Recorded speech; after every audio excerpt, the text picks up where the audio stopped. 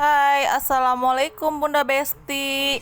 Di video kali ini aku mau bikin kentang Mustafa requestan Pak suami. Walaupun dengan sedikit agak hoream, tapi ya gimana lagi ya, harus diturutin ya keinginan suami. Biar apa? Biar senang hatinya, jadi uang jajan pun lancar gitu Besti. Nah, pertama-tama kita kupas dulu kentangnya ya Besti.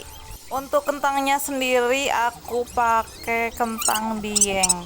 Karena selain kentangnya besar-besar, warnanya juga bagus kalau udah digoreng tuh jadi kuning, nggak kayak kentang-kentang yang pada umumnya kalau udah digoreng tuh jadi keitem-iteman. Selesai dicuci, kentangnya langsung diparut aja. Untuk marutnya pelan-pelan ya Bunda, takutnya tangannya ikut keparut. Nah, ini udah mau selesai marut kentangnya sambil kita siapin perbumbuannya. Untuk perbumbuannya di sini ada bawang merah, bawang putih, cabai keriting sama cabai merah besar ya Bun. Kita kasih minyak sedikit agar nanti pas di blender itu cepat halusnya. Sebelumnya aku udah manasin minyak, jadi ini tinggal digoreng aja kentangnya sampai kering. Sebelum kentang setengah mateng jangan kebanyakan dibolak-balik ya Bun, takutnya nanti kentangnya hancur. Ini kentangnya udah mulai kering, langsung kita angkat aja biar enggak gosong. Setelah kentang diangkat, terus lanjut kita numis bumbunya ya Bun.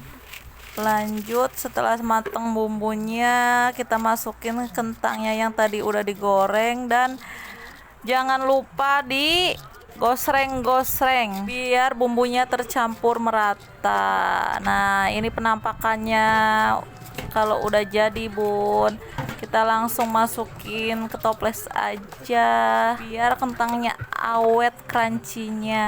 Ini bisa banget dipakai untuk 1 mingguan lebih ya Bun, untuk kentangnya. Ini padahal tadi aku cuman pakai 5 buah kentang, tapi yang ukurannya agak gede-gede. Lumayan banget loh, ini bisa jadi 1 toples penuh. Untuk video kali ini udah segitu dulu ya Bunda Besti. Semoga resepnya bermanfaat ya Bunda Besti. Bye bye, wassalam.